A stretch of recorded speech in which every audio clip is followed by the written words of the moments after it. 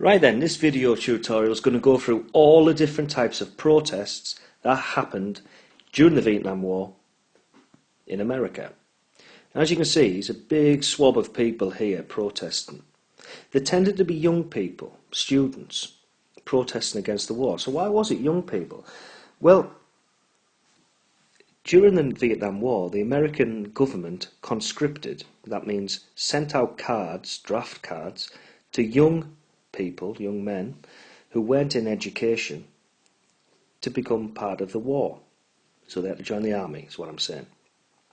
Now this was seen as highly biased because it meant that wealthy children who were involved in university didn't have to go to the war. So it tended to be poorly paid families of black and white backgrounds who had to join up and fight the war. So seen as racist because a vast majority of the soldiers who went to war in Vietnam were from poor black backgrounds.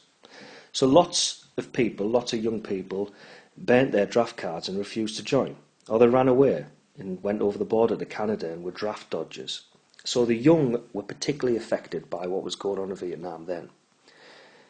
Veterans, people who'd fought in Vietnam, came home and were disgusted at what they'd seen, what they'd taken part in, such as the My Lai massacre, and they took to the streets to protest. So this was a very powerful group, because no one could describe them as being hippie cowards or anything like that, or tell them to get a haircut, because these were brave men who'd been over to fight in the war, now came home disgusted at what they'd been made to do by their government. A powerful voice, the most powerful voice in the protest movement, in my AO3 interpretation.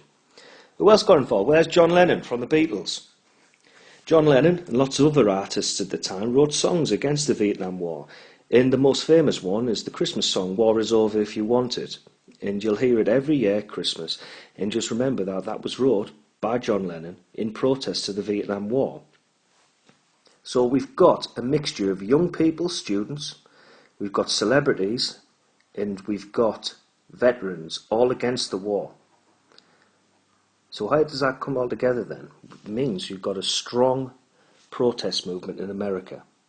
Veterans, young people, celebrities, out on the street marching, protesting at politicians, sometimes destroying property, but not always. Mostly peaceful protest. Powerful movement that could not be ignored.